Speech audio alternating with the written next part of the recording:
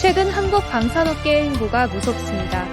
지난해 방산 수출액이 사상 최대치를 기록한 데 이어 폴란드와의 역대급 무기 수출 계약까지 이뤄내면서 전 세계를 놀라게 하고 있는 가운데 최근 호주의 재래식 잠수함 수출을 위한 사업과 이집트, 필리핀 등의 국산 경공격기 FA50 수출을 위한 사업도 추진 중인 것으로 알려지면서 주변국들의 시샘을 받고 있습니다. 국내 방산업체인 하나 디펜스는 작년 12월 호주와 1조 원대 규모의 K9 자주포 도입 계약을 체결한 데 이어 현재 차세대 보병 전투 장갑차인 레드백 수출도 추진 중인 것으로 알려졌습니다. 이에 더해 최근 호주와 재래식 잠수함 수출 계약도 추진 중인 것으로 알려지면서 그동안 한국의 방산 기술을 폄하하고 방산 수출 성과를 애써 외면하던 일본인들의 탄식을 자아내고 있습니다. 호주는 미국, 영국과 오커스 동맹을 맺고 해추진 잠수함 도입을 추진 중에 있지만 현재 호주가 운용 중인 콜린스급 잠수함 6척이 해추진 잠수함 도입 이전에 퇴역될 것으로 예상되면서 전력 공백이 우려되는 상황입니다. 이에 국내 기업 대우조선해양은 KSS-3 잠수함 모델 2종을 호주에 제시하며 또 한 번의 K방산 수출 소식을 들려줄 것으로 기대되고 있습니다. 한편 해당 소식을 전해들은 일본의 네티즌들은 호주는 꼭 일본에서 잠수함을 사줬으면 좋겠어. 육군이 주력인 나라에서 잠수함을 사다니. 호주가 핵잠수함 이외의 재래식 잠수함 도입을 추진 중인지는 잘 모르겠지만 만약 그럴 계획이라면 호주 구성국인 일본의 잠수함을 사줬으면 좋겠어. 일본제는 우수한 것으로 알려져 있으니까 등의 부러움 섞인 반응을 보이고 있습니다. 이외에도 한국 방산업계에 또 한 번의 청신호가 켜질 것으로 예상되고 있습니다. 이달 초 한국 공군 특수비행팀 블랙 이글스는 피라미드 에어쇼 2022에 참가하여 이집트 상공에서 화려한 공연을 선보이며 많은 이집트인들을 매료시켰습니다.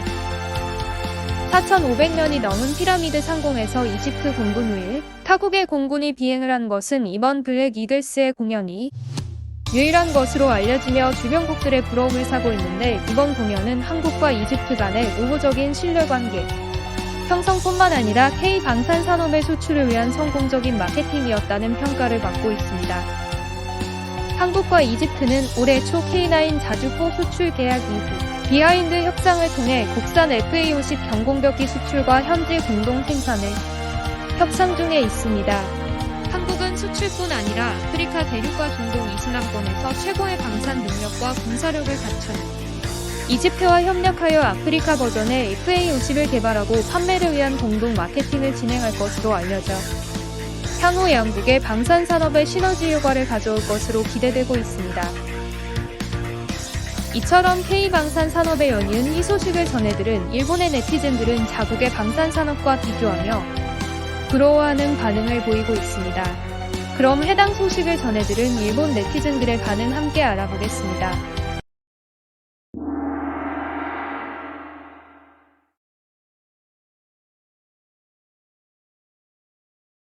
한국은 무기 수출에 주력해서 반도체와 스마트폰에 이은 돈벌이를 키울 생각입니다. 사실 한국의 무기는 비용 대비 효과가 뛰어나기 때문에 중견국을 상대로 한 시장이 크겠지요. 일본과 달리 실전 경험도 있고 어쨌든 단가가 싸고 애프터 서비스도 좋습니다. 이런 유연성은 정말 본받고 싶네요. 일본은 그동안 한국과 중국을 바보 취급해왔지만 바보 취급했던 30년 전과는 달리 이제는 한국과 중국의 기술력이 현격히 높아져 장비를 점점 세계에 수출하고 있다. 잠수함이 팔릴지는 모르겠지만 그들을 바보 취급하던 일본은 지금 어떤가? 이젠 바보 취급할 수도 없고 반대로 바보 취급 당할지도. FA50은 확실히 문제가 있는 기체이지만 현실에서 도입하는 나라가 생기고 있습니다. 당연히 리베이트 등 뒷이야기는 있지만 도입국의 요구사항을 어느 정도 충족시켜주고 있기 때문에 팔리는 것이겠지요. 향후 실제 운용에서 어떤 평가를 받고 있는지에 따라 다르겠지만 좋은 평가를 받으면 확실히 도입하는 국가가 늘어날 것입니다. 뭐니뭐니 해도 가격이 저렴한 것이 가장 강점이에요. 그것은 미국이나 유럽의 고성능 비행기를 도입하고 싶지만 비용적인 문제로 도입이 어려운 국가들에게는 매력적일 것입니다. FA50은 성능은 그저 그렇지만 도입국의 요구사항은 어느 정도 충족시켜주고 있어 이득인 거래입니다. 일본도 투덜대지만 말고 성능이나 비용 등을 고려해 세계에서 통용되는 것을 만들었으면 좋겠네요. 일본은 우수한 기술이 있어 다른 나라를 능가하는 무기를 개발하고 생산할 수 있다.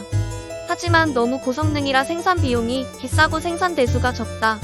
무기 수출을 하려면 생산 대수를 늘리고 비용을 낮춰야 하는데 일본은 장인 정신 때문에 고성능을 고집한다. 하지만 일본의 고성능 무기를 사고 싶어하는 나라는 전 세계에 있기 때문에 무기 삼원칙을 철폐하는 개헌이 시급하다. 일본은 자기 손발을 너무 묶고 있다. 그 결과 과도한 위험 회피, 과잉 품질, 과잉 서비스로 고비용. 그러니까 해외에서 팔릴 리 없다. 이 점은 한국을 본받아야 한다. 폴란드에 일본의 씩씩탱크를 팔면 될 것 같았지만 지금 단계에서는 기밀 덩어리라 타국에 노출되었을 때 데미지가 크다. 근데 한국 전차는 코미디 전차라고 하지 않았어? 괜찮은 거야? 모든 나라가 선진국의 최신 장비를 구입할 수 있을 만큼 부유하지도 않고 모든 부품을 자국 생산으로 조달할 수 있을 정도로 기술 수준이 높지도 않아. 자국과 비슷한 수준이면서 라이선스 생산이 가능하고 마음대로 개조할 수 있는 장비는 K2 정도밖에 없어. 솔직히 말하자면 M1 에이브럼스나 메르카바를 갖고 싶다고 해도 살 수 없으니 K2를 살 수밖에. 한국은 역시 국제적인 장사를 잘한다. 지금까지는 그 능력이 엔터테인먼트나 가전 분야에서만 발휘되었지만 최근에는 자동차도 세계 5위로 방산산업도 급성장하고 있다. 폴란드로서는 레오트는 중량이 70톤 가까이 돼 너무 무거운 데다 확장도 한계가 보이기 시작했다. 그리고 EMPT는 개발이 더딘 데다 M1은 연비가 나쁘고 무겁기까지 한다.